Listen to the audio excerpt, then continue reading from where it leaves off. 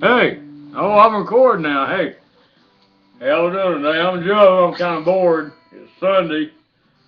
Ain't nothing on but a bunch of bull crap on TV. I'm down here in Alabama. And believe it or not, we got running water and we don't know, we're corncob caps and overalls and all that stuff.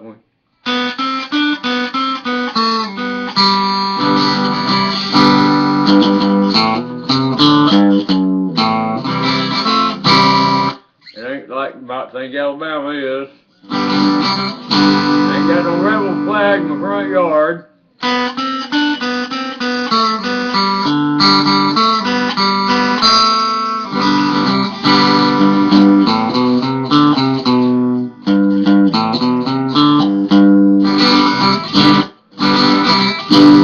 Anyway, just killing time, having some fun on my video today. Ain't nothing on TV. I didn't sleep too good last night. You know, you ever have one of them days you just get kind of antsy and you want a cigarette, you want a beer, you want a Coca-Cola, you want some candy, you want some popcorn or something like that. You don't ever get your craving satisfied. Well, I've been wanting a cigarette real bad, and I bought me 5 packs of them, and I've been trying to quit. You know, as soon as I get through eating dinner, or especially in the morning when I have a coffee, I'm thinking to myself, I say, hey Joe, time to get another cigarette and smoke it. And I believe that crap. And I get up and I smoke that cigarette. And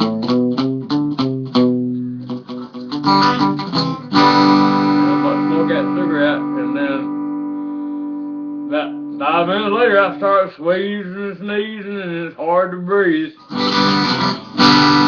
If you ever been down in Alabama in the summertime, it'll be 99 degrees outside.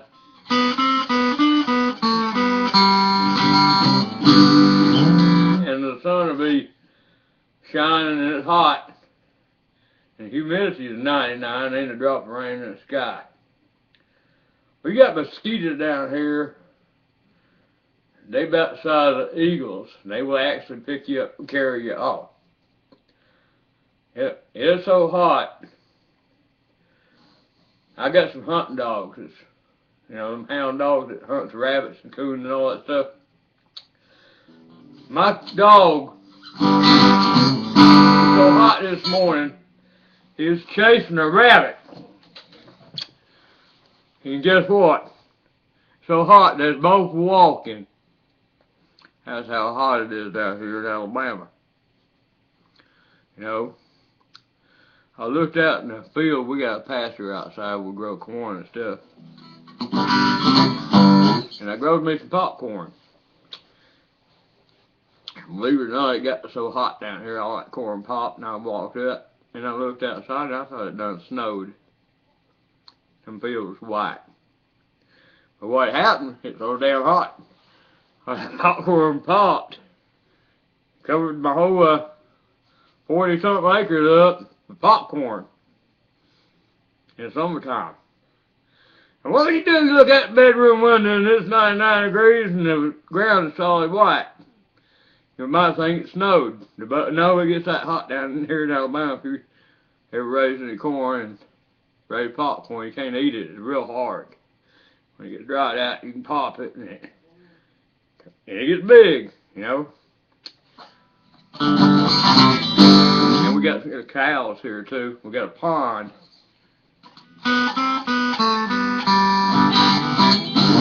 And you know, Alabama it's pretty warm down here most of the time.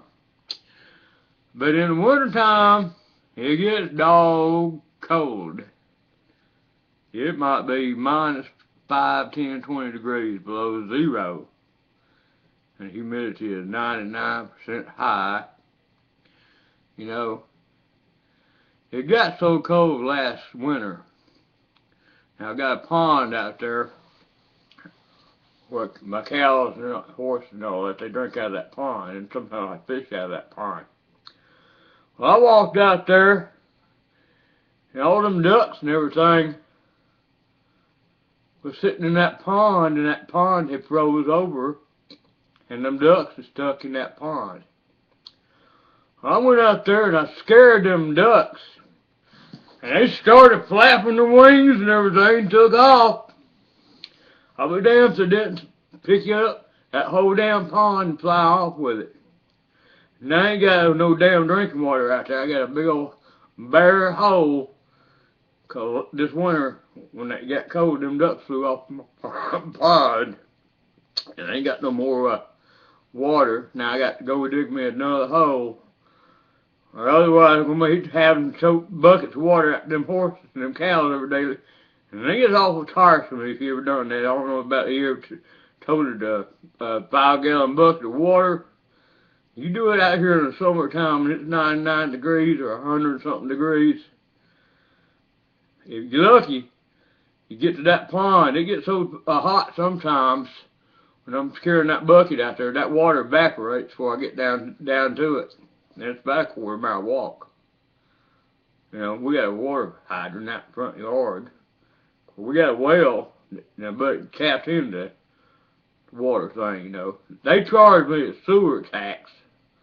I don't know why. I got a septic tank. I don't know if y'all know what that is or not. You know, y'all think we're all ignorant down here in Alabama and we ain't got no plumbing and stuff like that.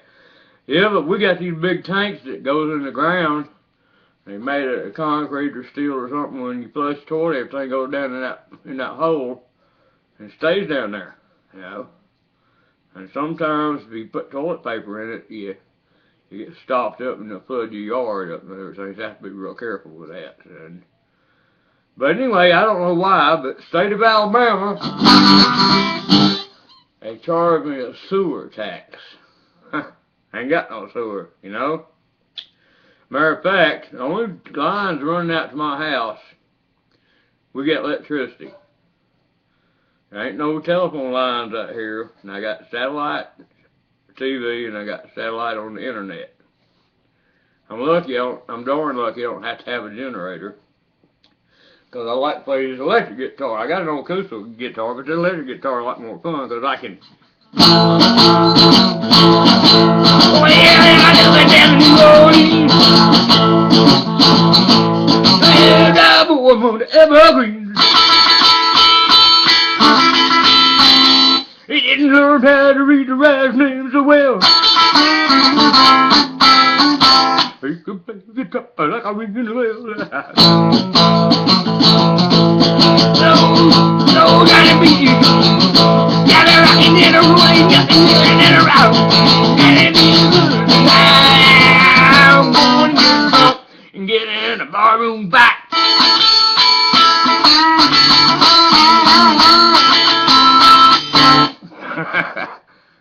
Boy, that's heavy metal down here in Alabama, I tell you. Ain't no that. Grab up, get down, put my pants down to my knees. You got no hound dog. Brett's bad and he's got all kinds of fleas. I don't believe that kind of music. To me, that ain't music, you know. This is music.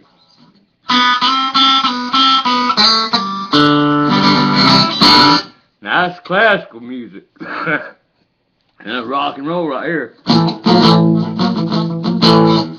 That's blues.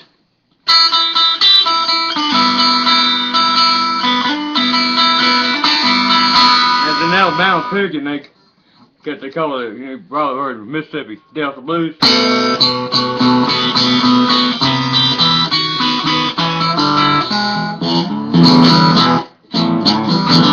I got a friend one time. He got drunk. Asked for the keys to my Cadillac. He drove it off and they never brought it back.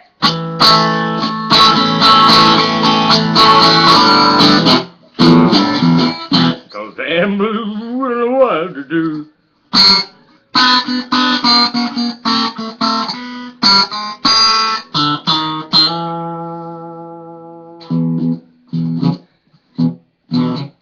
There's a little girl in our neighborhood. Her name's George Johnson, and she really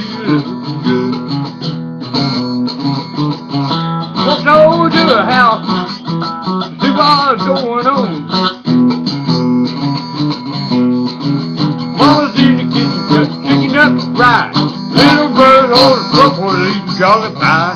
Daddy's in the backyard rolling up a garden hose. And me, Charlotte Johnson, feeling love down through our toes. The way it's swinging. Oh, the way it's swinging. She's a pretty ass angel when they sing. Can't believe I'm out here on the front porch on the swing. Little Charlie Johnson, the apple of my eye. When I'm on the porch with her, she makes me almost high. She is my lover, she has me since the rain. I can't believe I'm out here on the front porch on the swing, just a swinging. Little Charlie Johnson, apple of my eye. When I'm on the swing with her, she makes me almost high. I've been a little lover since the last summer in the spring. I don't know nothing but kiss now on the swing and we are swinging.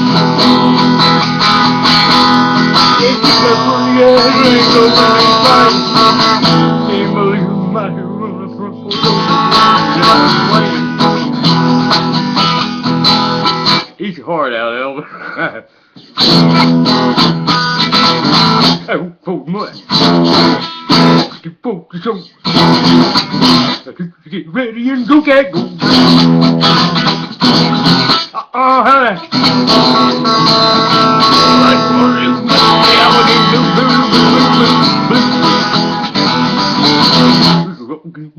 Do what you wanna do. Baby, stay off with them shoes. Money don't. I won't put the money to full show. You get ready and go get going. Stay on and down here in Alabama, we call it heavy metal. Here it is. Chevy to the lake. A pretty face. A ponytail hanging down. A girl and a dog in a wiggle in a walk away. The thing the world go around. Ain't nothing in the world like a big eyed girl. Act funny, make us spend no money. Like a big dog, like a low neck. Baby, that's what I like. A ponytail. With the wiggle. Ain't nothing in the world like a big eyed girl. Make your ass so funny, make us spend no money. Make the people real like a low neck. Oh, maybe that's what I like. That's heavy metal down here in Alabama. If you want to know what Alabama's about. I don't know. I lived up north one time. I went to college up in Boston. I went to school, you know. I got a 5th grade education. 1, 2, 3, 4, 5. And I went to college, you know. I stayed drunk all the time. I remember riding up there and coming back. I don't remember much about what they taught me or anything. You know, I always thought I was stupid. But you know what? I ain't as dumb as I think everybody said I was or I thought I was, you know. You is what you is and you is what you ain't, you know. There used to be this old guy on TV, Rocky Bullwinkle, remember him? And he had this old wizard, he'd come on TV, he said, him who is, and him who is what he is not. The one who is what he is a half of his lot. That's something I live by and I love it. I think it's cool. A DeLorean is like a rocking chair. Give you something to do, but you never go nowhere. So don't you wet. Sitting no rocking chair. Rocking all day long, but you don't never get nowhere. So don't you worry. Ain't no thing about where. You see it in your rocking wear, in your underwear, but you ain't never going to get to go nowhere in your rocking chair. Got me rocking and rolling and rolling and rocking, baby. Got me acting so crazy, make us real lazy, wanna get real drunk and pick a fight. Go do a bar room dance tonight. That's us. We crazy down here, you know. We eat our food's a little bit different. We got stuff called grits. I don't know if you got it up in New York, so you ever had any grits. It's made out of corn. You probably wouldn't like it. They got some stuff up in North Carolina. Down here we eat our hot dogs with sauerkraut and ketchup, some mustard, you know, maybe a little bit of cheese or something, or chili sauce on it. Well, North Carolina, they put that coleslaw on the hot dogs. And they got this stuff. I don't know if you know what South meat is. Now, we like it down here in Alabama. I think it's a bunch of pig blood and guts and all that crap, all kind of squeezed up. Kind of looks like liver, and it's one of them acquired tastes. And everybody's been to somewhere like that. I was in California one time, and just out of respect, these Mexican folks, or Hispanics, well, I won't be politically correct, I went to their house, and it's called McNoodle. Boy, that stuff, I'm telling you, it's so hot. You can light the cigarette off the spoon when you get through eating. It's that hot, but they put beef tripe in. The beef tripe is a belly lining of a cow or a bull or whatever. It's a belly lining, and they fry it or boil it, and they put it in that stew. It ain't too bad now. We have it fried down here in Alabama. Kind of tough and stringy and stretchy, but it's pretty darn good. You know, we fry everything down here in Alabama. We fry our bread, we fry our eggs, we fry our bacon, we fry our hamburgers. You can fry anything. You can fry donuts. You can get fried donuts and put a some meat inside of it and have a donut hamburger. If you want something fried, you can get butter fried down there. If you want some fried butter, you can go get you some fried butter. They got fried butter. I mean, they fry everything down here. I don't care what it is. It might be a crawfish. It might be a possum. I don't know if you know what a possum is. It looks like a big old rat, but we got them down here. You can fry them. I don't know what it tastes like. I ain't never been hungry enough to eat one, but I guess I'd eat one if I got that go hungry, but I ain't never been that hungry before, you know, to eat roadkill. I got a boy down here that said anytime you bring a possum to me, I'll give you $5. That's a good idea. You know, a lot of old people, you know, you just see a possum out there in the road, you just run over them, you know, because they're a pest. And they get in your garbage and tear up, and they carry all kinds of diseases and stuff. And they taste terrible, but you have to put them in a basket or something like that and feed them sweet taters for about a week or so and get that old stinky out of them. And then they're alright to eat, I guess. That's what they say. That's how you cook them. Now, they got crawdaddies down there in Louisiana. We call them crayfish or whatever you want. You know, they look like shrimp and they got little pictures on them like a lobster. And they pretty darn good, but you got to know how to cook them. Now, I went and got me some of them out of the pond one time. I was down there before the pond got carried off by little ducks left with her. And full of crawdaddies, and I go down there and got me a bucket full and fried them. Them things are terrible. What you have to do, you have to put them in the bathtub with salt water, and that purges them and gets all that their salt in the guts, cleans them out, and then they taste just like shrimp. So you wouldn't know the difference between them and shrimp. We got shrimp down here. We got deer. We got all kind of everything. We got Bigfoots. We got ETs.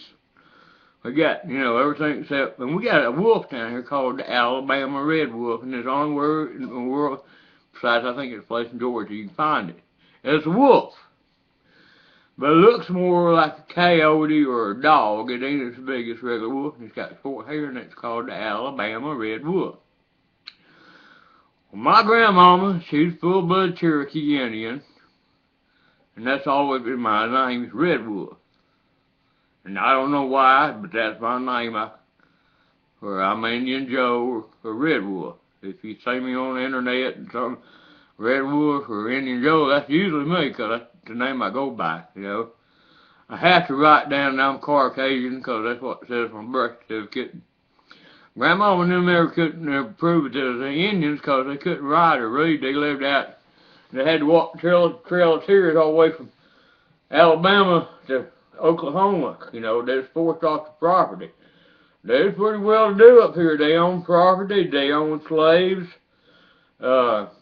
Their chief, O'Scala, I think was his name.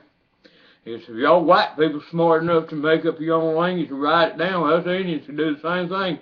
So he wrote this stuff, and it's called Echota, and it's a special Cherokee Indian writing. And it's like English. It got alphabets and everything, but you gotta know how to read it. Now, I don't speak no Indian at all. I ain't been around many of them, except when I lived in Arizona for a little while, and there's Apaches, and they a lot different, and there's different kind of Indians, there's different kind of tribes. Now, my mama's side, there's Powhatan Indians. That's what Pocahontas was. Excuse me. There goes my cigarette. I want one real bad. I got that right there, but I ain't gonna light them up. I'm gonna go ahead and tell the rest of my story to you.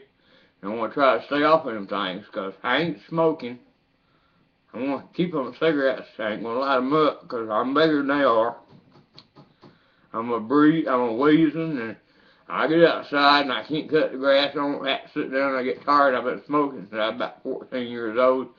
The old black lady said, boy, don't you ever get started on them things, you're going to get hooked. I said, old lady, you full of crap, you know. You know what, that old lady, she was right. I should have listened to her, but I was 14. Like old Trayvon Williams, I thought I was 10 foot tall and bulletproof. That's another thing I don't want to talk about, and y'all probably sick about hearing Trayvon Williams and what was that, Wednesday, whatever his name was, that killed that little black boy in Florida. Well, that's going, you know. Now, he's a grown man, and that little black boy, I mean, that's done, if you're 17 years old or a little bit older, you might have made some stupid choices, and I know I might have smoked me a little bit of pot when I was 17. Ain't no big deal. It ain't gonna drive you crazy. You can go to jail for it down here, of course. You can go to jail down here for farting in public. If you know you get caught farting in public and they won't put you in jail, they gonna put you out of jail regardless. If you ain't got no charge, they'll make up some kind of shit on you down here. And believe it or not, that happened to me. I got busted for a bag of cocaine. I don't use crap. But I always get heartburn, and I carry the bag around in my car, and you carry it in a box, but that dadgum box gonna let you out and get all over the car. You can put a little baking soda on your battery terminals, and them things won't decay and rust like that and stuff, you know. And then if you get heartburn, you can take just like a quarter teaspoon, mix it with some water, and drink it, and it's alright. So I carry it around in my car. Anyway, we was make a little bit of extra money. 2 times a week, I'd go down to get blood plasma, and you get $35 for sitting there for about 30 minutes, and you got to sit there and take your blood out and they run this little thing, and you got to pump your arm like that. Hey man, when you get through, you get $35, and if you bring somebody with you, you get an extra $5.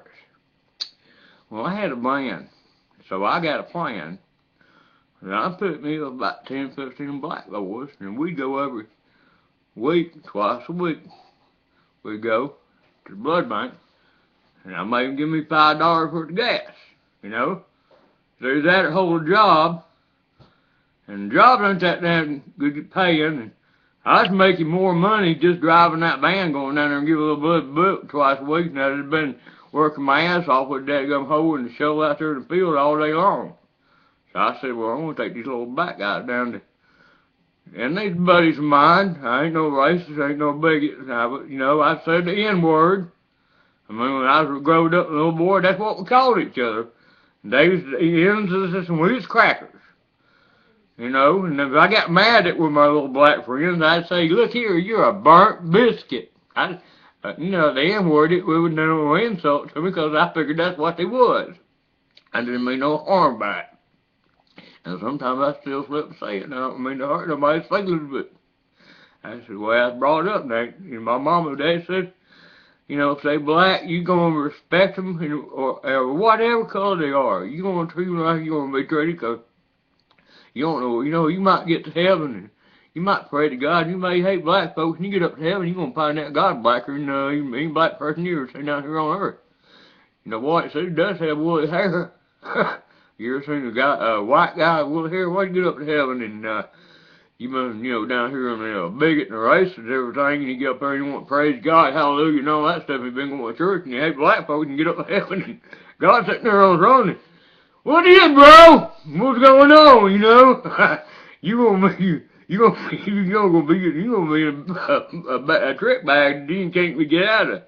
You know, if you ever go down the hill down there, you can look up at heaven all day long and say, oh, Lord, I'm sorry, but damn, it's too late then. You're gone, you know.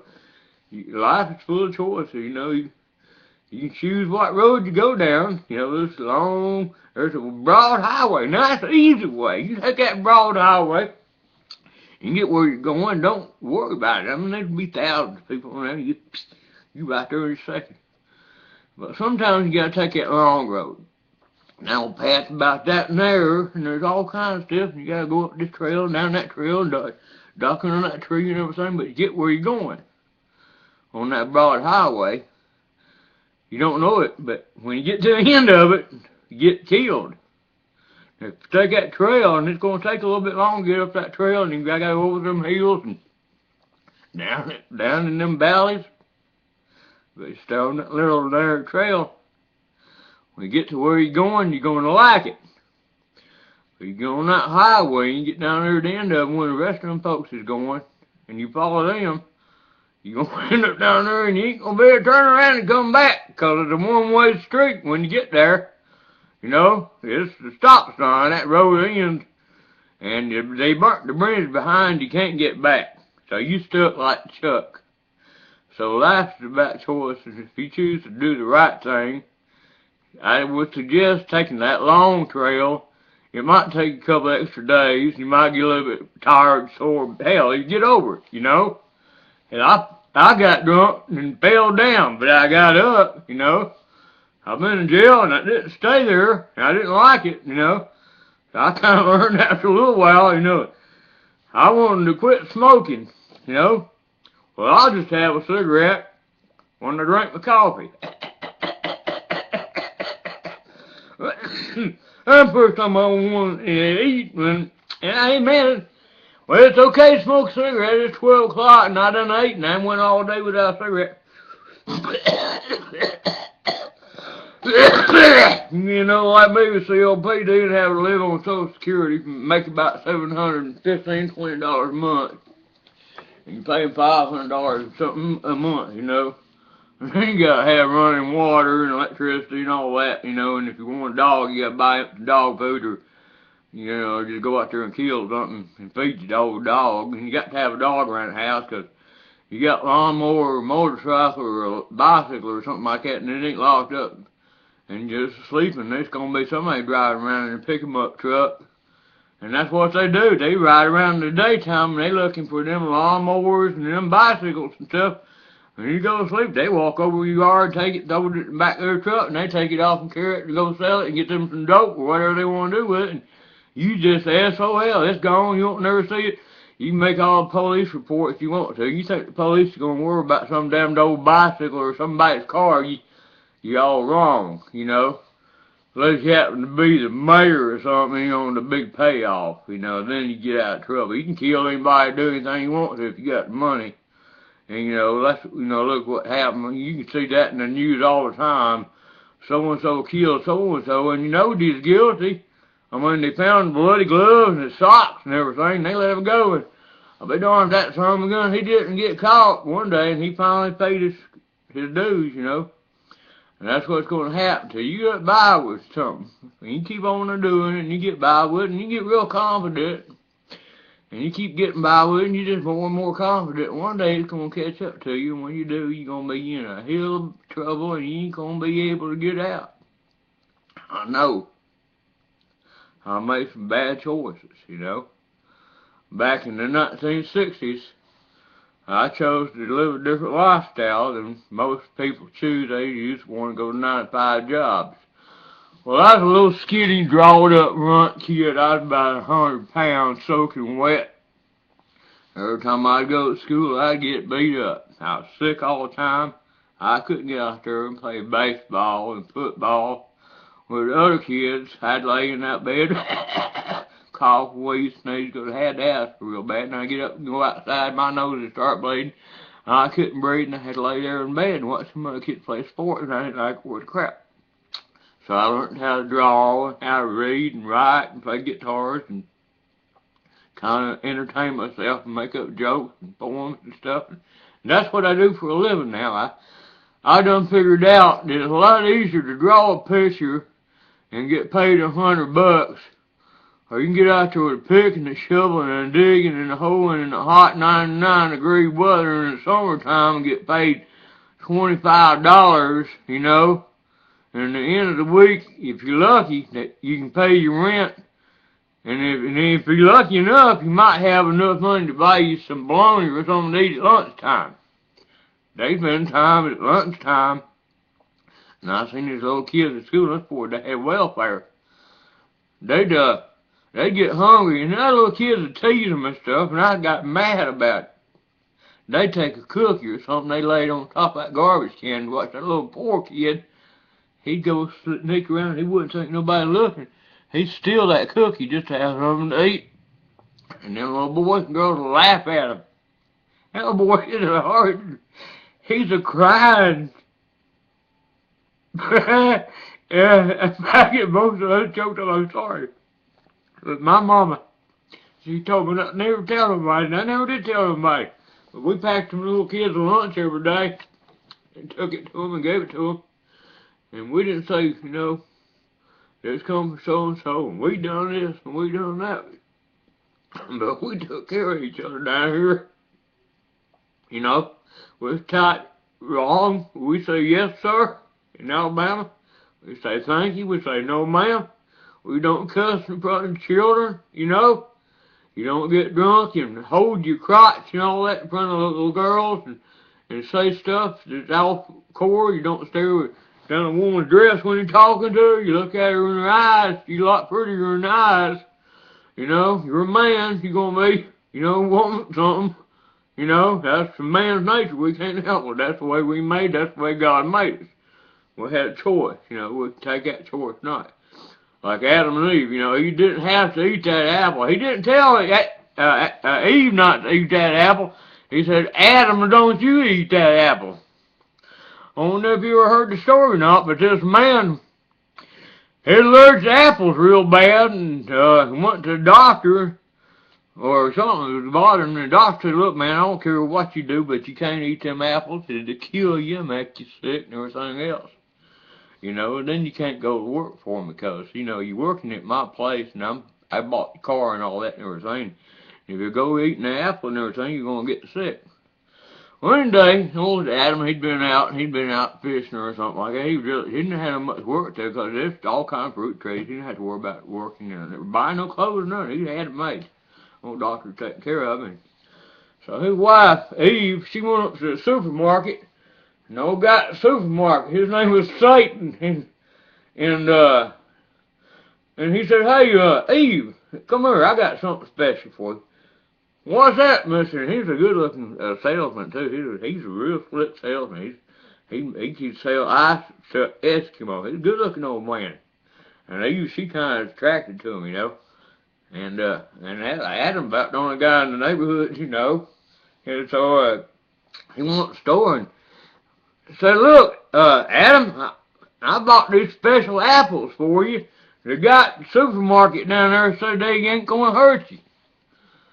And Adam said, well, Eve, you know, that doctor, he told me not to eat apples I was allergic to and I get sick and I'd lose my job and I'd get fired and everything.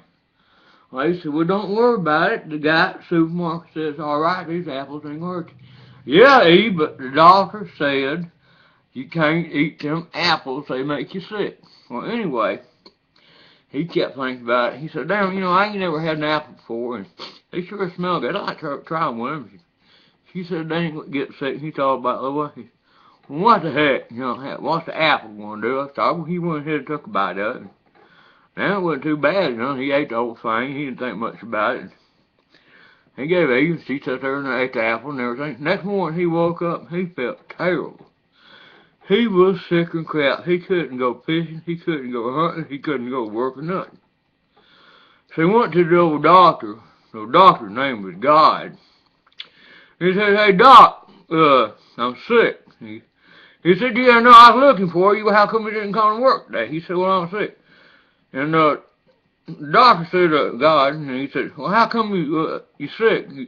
You been eating apples or something? He said, no, I ain't been eating no apples. So, you know, you told me to stay away from them apples. Them apples kill me and make me sick. He said, well, man, he said, I know you real well, and you're sick. You've been eating apples. Now, tell me the truth. Have you been eating apples or not? I got to know. He said, yeah, Doc. And Doc, you know, Doc was, his name was God. He said, well, okay, Doc. Yeah, to tell you the truth, I've been eating apples. And God looked at him and said, Adam, I am so disappointed in you, man. You know, you got it made. You've been living in my place, and I got your car and house and everything, and anything you want to eat. And that's the only thing I ask you is don't eat no apples. Now, you done missed a day's work, and that cost me a few bucks. And I can't use you at work no more, so you fired. Tomorrow morning, I'm going you to pack your bags. I'm going to give you a suit of clothes to wear. I want you and your wife to get out of the house. And he got home, he told Eve that, and he got all over Eve. Why did you give me them apples? What? Well, honey, I didn't make you eat them apples. You decided you want to eat them apples yourself.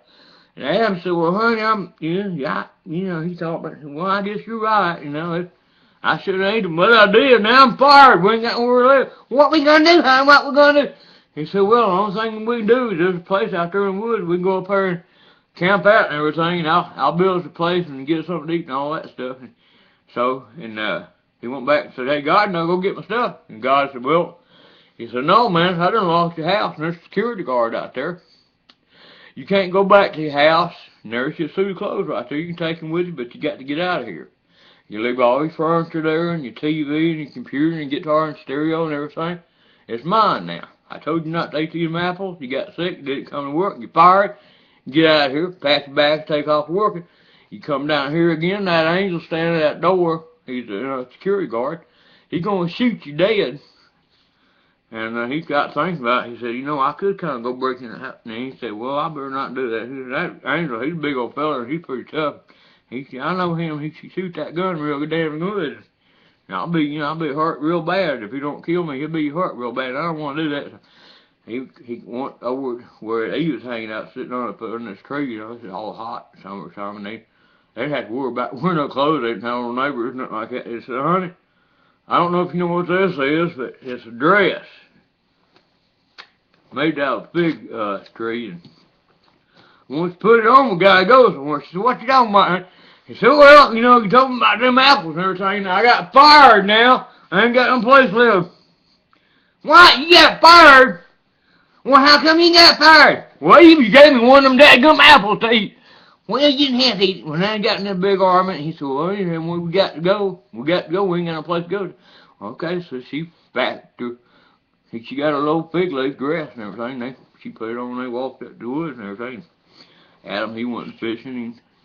He wanted to go back and get his clothes and get something to eat, but he couldn't do it. He had to work. He had to build him a house.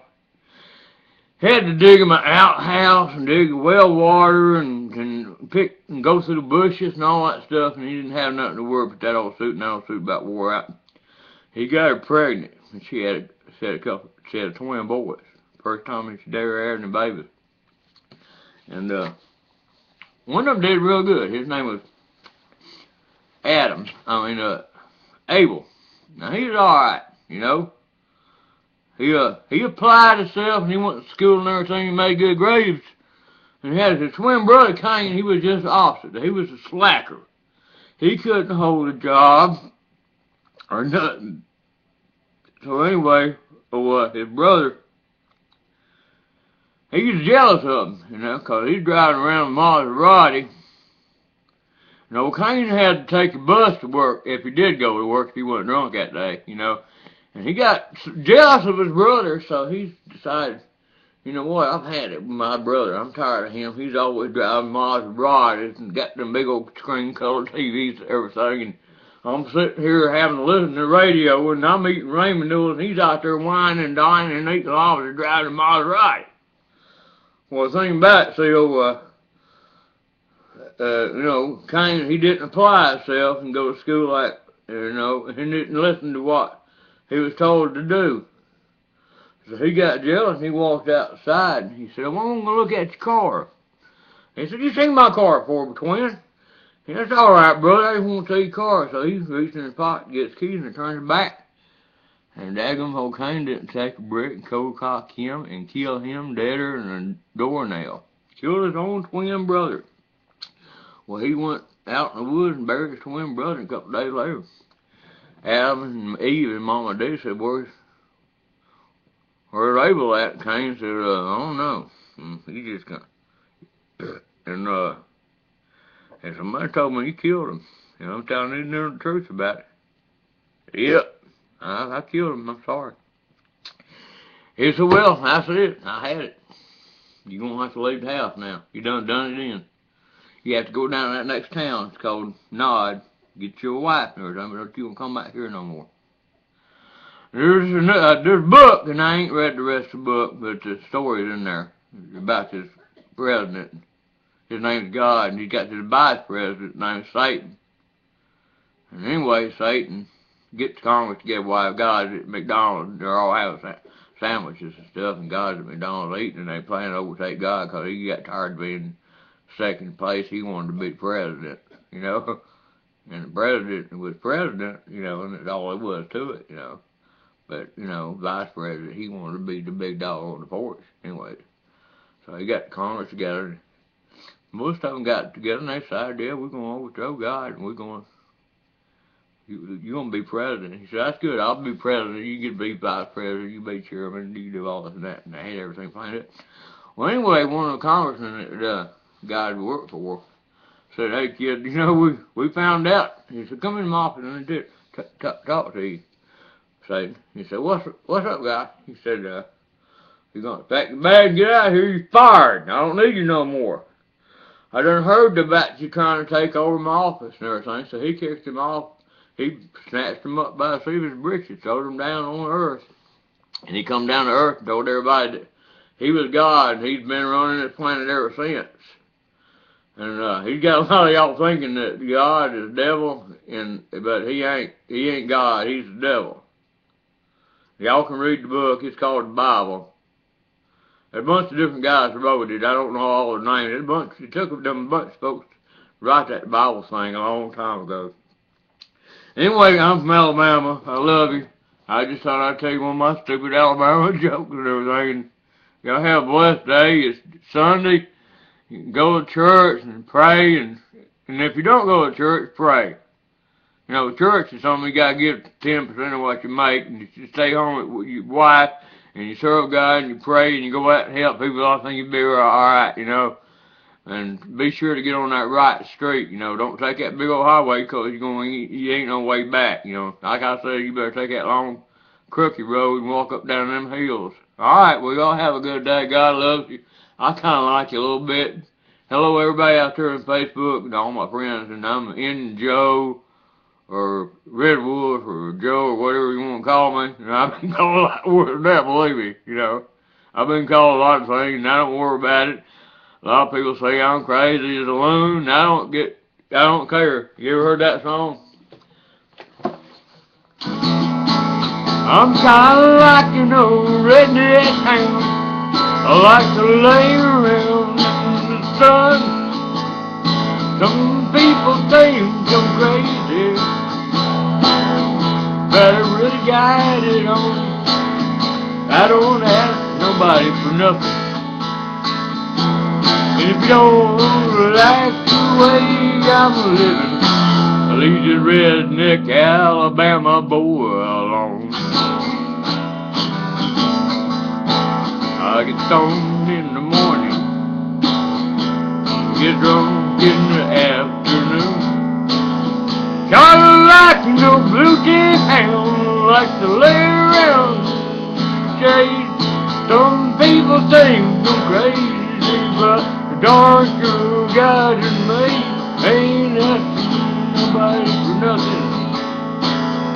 I can't get it on my own. If you don't like the way I'm living, leave it alone here at Alabama redneck country boy alone.